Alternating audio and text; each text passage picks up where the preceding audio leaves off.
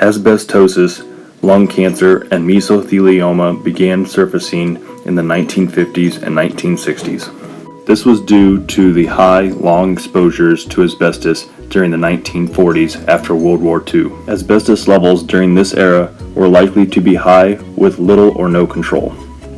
Asbestos was banned during the 1970s. Asbestos is hazardous when it is friable and is disturbed in such a nature that it releases fibers. The term friable means that the asbestos is easily crumbled by hand, releasing fibers into the air. The EPA has 3 categories for asbestos: usually friable, sometimes friable, and rarely friable. If you suspect asbestos, confirm that no asbestos is present by contacting the building owner or manager to see if an asbestos survey has been conducted. The building owner or manager is responsible for the asbestos in their building. Find an alternative method, if possible, to avoid the asbestos. If neither of these options are possible, have work performed by asbestos contractors. Asbestos pipe and boiler insulation does not present a hazard unless the protective canvas covering is cut or damaged in such a way that the asbestos underneath is actually exposed to air. Because it is so hard to destroy asbestos fibers, the body cannot break them down or remove them once they are lodged in lung or body tissues. They remain in place where they can cause disease.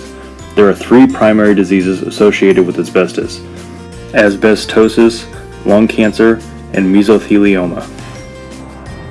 Asbestosis is a serious, chronic, non-cancerous respiratory disease. Inhaled asbestos fibers aggravate lung tissues, which cause them to scar.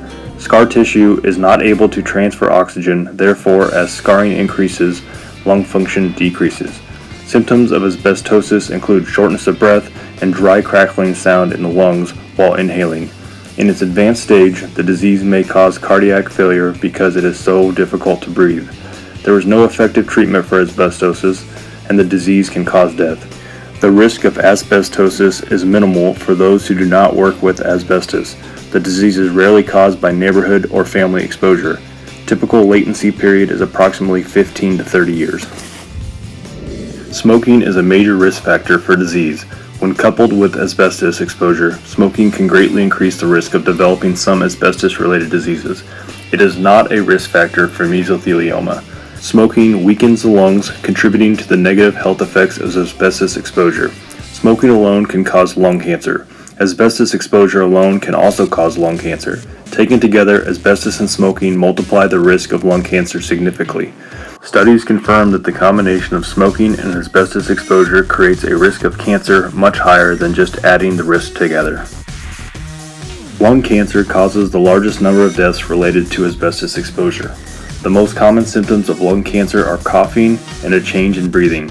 Other symptoms include shortness of breath, persistent chest pains, and anemia. One study found that asbestos workers who smoke are about 90 times more likely to develop lung cancer than people who neither smoke nor have been exposed to asbestos. Mesothelioma is a rare form of cancer that most often occurs in the thin membrane lining of the lungs, chest, abdomen, and rarely heart. Virtually all cases of mesothelioma are linked with asbestos exposure. Mesothelioma has an approximate latency of 30 to 40 years. In order to avoid being exposed to asbestos, you must be aware of the location it is likely to be found. If you do not know whether something is asbestos or not, and it fits the suspect material category, assume that it is until it is verified otherwise. Remember that you cannot tell if the floor or ceiling tiles contain asbestos just by looking at them. If you suspect asbestos, check with the building owner or manager to make sure that it is not asbestos. You can also contact the safety director. If necessary, hygiene specialists from Travelers are available to test potential asbestos.